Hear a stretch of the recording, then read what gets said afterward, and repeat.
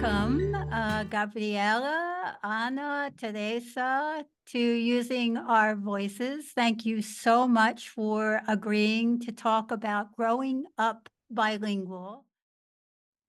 Why don't we start by just tell me a little bit about yourself? If you could introduce yourself and then tell me a little bit about yourself. My name is Gabby Lyons. I was born in Panama City, Panama, but I grew up in Buffalo, New York. My whole working life has been connected to languages somehow. So yeah, it's a big part of my life and I love talking about it. I can go next. My name is Anna Lyons. I grew up speaking Spanish and English. I was born here in Buffalo, New York. It's interesting that my mom says she doesn't know how we felt about learning Spanish because I can say that as a teenager, I hated it. Um, and then I realized how important it was.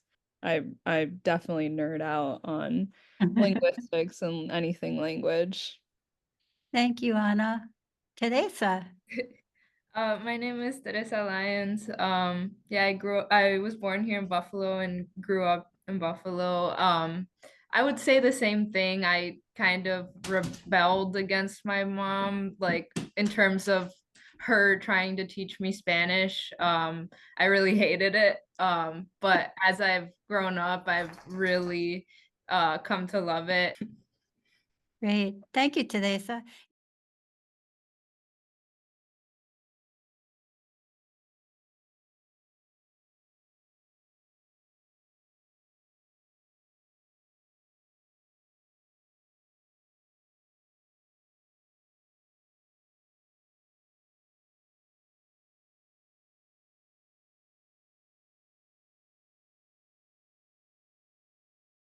What about empathy? This is a question that I wanted to ask you because I think that from knowing you a little bit, I'm well aware that you have I think an empathy for not just people from your own culture, but could be the traveling, the language, but I don't know if you want to talk a little bit about what you think that growing up bilingual and biculturally how that might affect your empathy in a worldwide view. I think like even though like it is a bit cliche to say like having a parent that's from the US and a parent that's from Panama and like growing up between two worlds like it does like there are a lot of times where you feel other like you just don't really fit in anywhere like when I go to Panama, I don't necessarily look like a lot of Panamanians, or I don't use a lot like the same vocabulary, slang, or have the accent. So like I'm different. And then in the US, like I think I can generally blend in or whatever, but then sometimes it's like unexpected for people that like I am also Panamanian and speak Spanish. So yeah, which leads to some situations, like I was saying, where you feel othered. So I think in that sense, it makes it easier to put yourself in other people's shoes and you know what it's like to not fit in and to feel excluded and um yeah, it's easier for you to have different I think different perspectives because like we have been I think been able to live almost like more than one life because we don't have just one experience. We have like these other experiences because I think speaking more than one language, like I know people have said like it almost feels like you have a different persona or like your personality is somewhat different in your other languages and I definitely feel that. Like it's not so much like oh I'm like funnier. It's hard to specifically say what's different, but yeah, I don't know. Somehow it's like you speak these different languages and it is like you're living all these different lives. So understanding somebody else's perspective feels a lot easier to do. I mean, I've never been monolingual, so I don't know. Maybe it's the same. I'm sure there's different aspects that obviously allow people that are monolingual to feel the same thing that I'm talking about, but in my experience, that's kind of how I see things. Yeah, I would agree. I think like for me, the key was also learning a third language. Like, I think that's really helped me as an ENL teacher, in seeing how my students are acquiring English and realizing, okay, like even though Portuguese was similar to Spanish, it was still really hard for me in the beginning. Like writing in Portuguese is still going to be more difficult because it's not a language that I've learned since I was little, and I'm always learning new things in that language. Um, and I'm really interested to see what when I like get serious, which will be soon, about learning Arabic, how that will be too. And I've I listened to one ENL teacher talk about how she took Arabic classes and then she was able to see like the connections that are made between English and Arabic for her students, and I'm really excited to see that. I feel like I can empathize a little bit more with my students over like how difficult it really can be to learn a language. Not just learning a language, but also being in a new place, because we had to do it when we were younger. Even though we spoke the language, it was still difficult. And in Brazil, I didn't speak the language, and Brazilian culture is a bit different than the rest of Latin America. I think because of the language, but just other like cultural norms are a bit different. So, yeah, I think those experiences were really important to developing more empathy, I guess.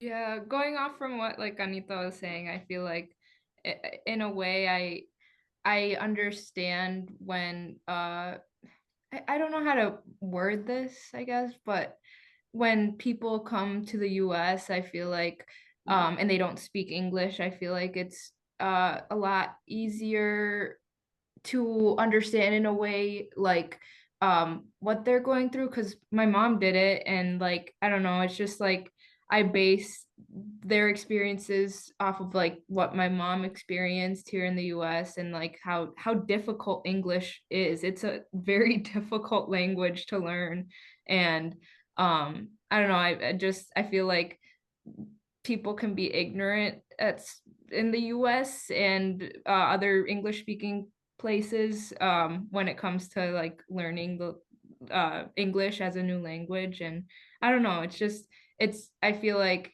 yeah, having a mom that experienced the same like racism and just like just not just the difficulties of learning English, I feel like it's just, I don't know, it just puts things into perspective, I guess. Yeah. Do you have any advice for kids or parents that are living in a bilingual home and might want to have the same experiences maybe that you had as far as ending up bilingual? And I wouldn't be surprised if that's the goal for a lot of parents, at least, that they would like to think that their children would be able to communicate in their home language. Um, and like I mentioned, it works the other way around a lot of times where kids do lose that language. Do you have any advice for kids and or parents? I think it's really important for parents to do as much as they can if they're not able to go back to their home country, to try to connect with, if it's possible, if there's other people from their community that live in the city, to connect with those people, so that, you know, just the more people that speak the other language are around your children, and then, you know, exposing them to as much media as you can. Like there's so many, especially now with YouTube, there's so much stuff you can find, like kids shows and all types of languages, and on Netflix and stuff. There's lots of stuff in different languages. So I think there's so many more opportunities where I think it's a bit easier now than it was when we were growing up in terms of accessing stuff. I feel like patience, persistence, and stubbornness is key. Like they're key. Like our mom was so stubborn, and I think it's hard because parenting is difficult. I'm not a parent, but it's definitely just seems hard. Like you're working, you're trying to raise a kid, you're trying to do the right things, but then on top of that, to also have them learn a language outside, like you're moving, you're trying to work against or fighting against the force of like English if they're here. Like everything is in English outside of the house. So if you can do as much as possible to make the home books and media and speaking in the native or the home language, that's important. I tell it's a little late for high school, but for the newly arrived kids, I'll meet with the parents and I say, like, make sure that they're still keeping up their L1 because it helps, if believe it or not, it helps with the literacy of their L2. And the parents are like, really? Like I didn't know that. Like, how would that help? I'm just like, well, like as they're learning literacy in English and getting better in English, they should try to keep it at the same level in their L1. So I think it really just comes down to being patient and being stubborn. And I've heard time and time again about the speech delays and parents saying like, oh, I just gave up on it because of the speech delays. And I'm like, well, we had that too. You just have to be persistent. Um, and I think there's a lot of misinformation out there about learning, like being in a dual language household. Um, but you just have to be persistent. There really is so much more access to resources now.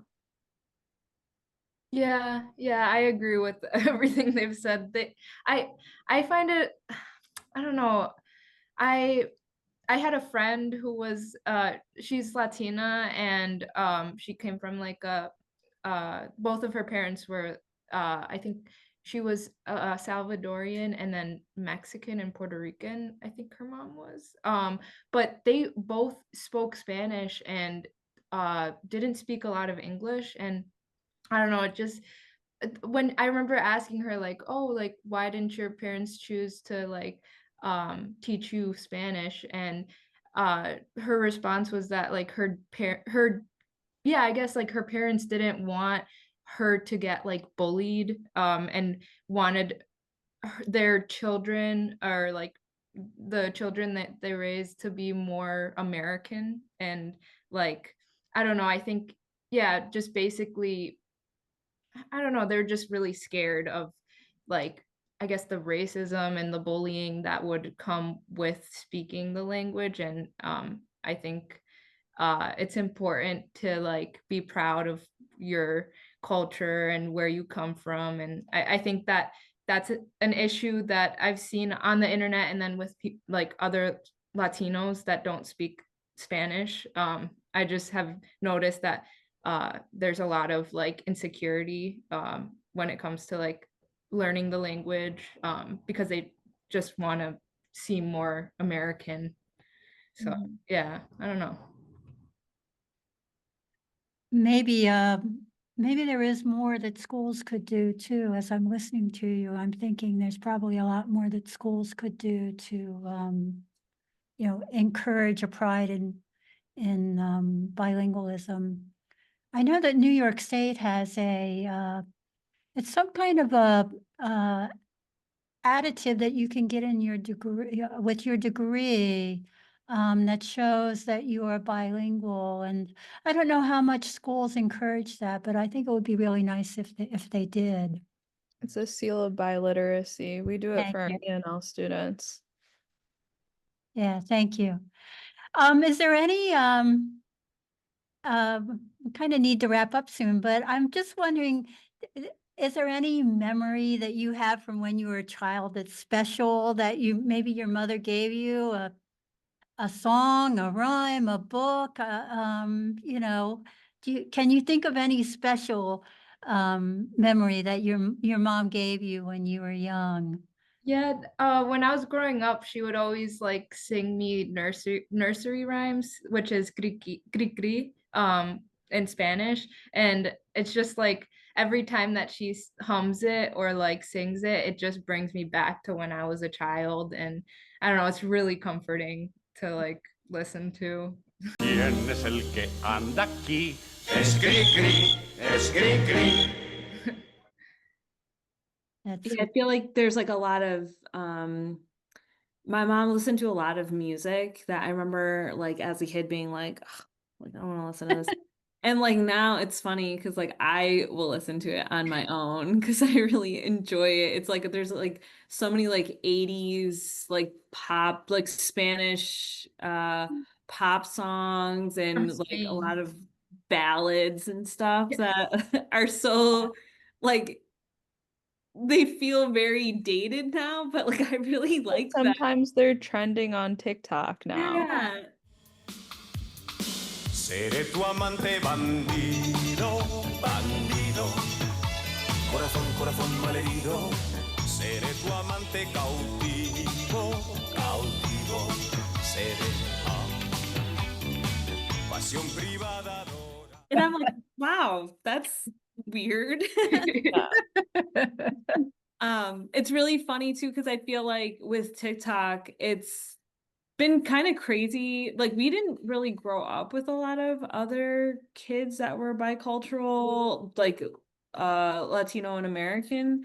And so it's been kind of crazy as an adult to then find all these like, well, they're not kids, they're also adults like me, I guess now, but all these adults who have the same experiences, listen to the same stuff, watch the same shows, like grew up here in the US, had family back in other countries, and it's been so nice actually to like find this community of people. I know that was not answering the question that you asked, but it just made me think about like thinking about like all the music and movies and stuff that we watched. Yeah, like I'm really happy that I was able to share those things with my mom. Yeah, agreed. I mean, we watched like some really like niche things, I feel like especially from Mexican media. There's this one comedian called Cantinflas, and we watched like all of his movies growing up. Like, La cabezota, no le estoy diciendo. ¡Ay, me embarga el dolor! Y a mí me embarga. I mean, our dad did the same with English speaking media. Like, we watched a lot of old school stuff, like the old Pink Panther or like I Dream of Jeannie or Bewitched, like all those, we watched those in English too, but like my mom would also have like really old Mexican media too. There was a lot of Mexican media, I feel like. we Espirito, El consumed. Chavo del Ocho, Yeah. what is it? Universo, what is that like news thing? It's like it's like Mexican. Univision. Univision. I remember, and we'd watch like Caso Cerrado, He dicho, caso cerrado. Oh yeah. like Yeah. Rosa del I don't know. You Those, never like, watched La Rosa de Guadalupe? well, every time we'd go to Panama, like the DS would have that on, and it was just like I don't know, core memory. When I was talking to your mom, Anna, I remember that she told a little story about when you were little that you're looking at me like, but she told a cute little story about how much when she was talking about how much we love libraries that she would take you all to the library and that apparently she has a picture of you with your little big book bag because you would get very excited and say, vamos a la teca, which is Yeah. short for biblioteca or library, right? Yeah. And, one of us called it Oteca even. Oh, We Oteca, were right. There we shortening go. it. I have a picture of us actually on our way to the library. This is me and Gabby, and I think one of us is like holding a bag of books or like we're about to go or we just came from the library. Standing outside our yeah, I'm holding a bag of books in my hand. Oh, that's wonderful. Thank you, Anna. You're welcome. That Yeah, just we loved the library. It was like very like we probably spent countless hours down there like just reading, and like I think my mom was also learning English too when we were little, so it was very instrumental in her learning English as well. Right, yeah. Is there anything that I've forgotten to ask you or that you would like to add to the conversation? Well, I don't know why, but when you were talking about like, I don't know, just like language in general, it just reminded me that like growing up, the three of us would always speak a lot of Spanglish, and I think that's another thing that kind of helped us still be connected to our culture. Just like and it's crazy because now as an adult, I feel like I find myself speaking in a Spanish way when I speak English, and then when I speak English, I speak it or no, when I speak Spanish, I speak it in an English. I don't know what the word is, but it's like really interesting. I don't know. Growing up, our mom was really strict about keeping the two languages separate. Like if we didn't know the word in Spanish, um, she would tell us, but it was never allowed to like speak Spanglish really with her. But now, we're more relaxed with each other. Like if we can't think of a word, we'll say it in Spanish or something. Um, but yeah, it's funny seeing like other kids' experiences learning Spanish, or like not being either fully bilingual or not fully bilingual, and how easily like how can I say, how they use Spanglish a lot, but for us it's like I don't feel like I use Spanglish as much because our mom would be like it's either all Spanish or all English. Yeah, and it's interesting because I think when I was younger, that Spanglish was kind of looked down upon, but now, if you read the research, translanguage, which is using both languages, is a big thing, and it's accepted and understood as something that actually contributes to both languages. So it's not really, it's not really frowned upon, definitely, and more looked at as a helpful thing to be able to switch between both languages and you're using both. So our brain is able to accommodate so much, so much more than I think we keep learning how much our brain is able to accommodate anyway.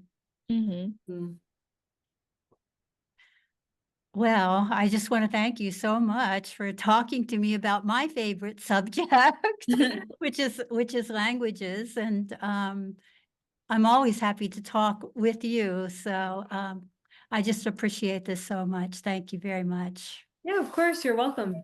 Yeah, you're welcome. Thank you.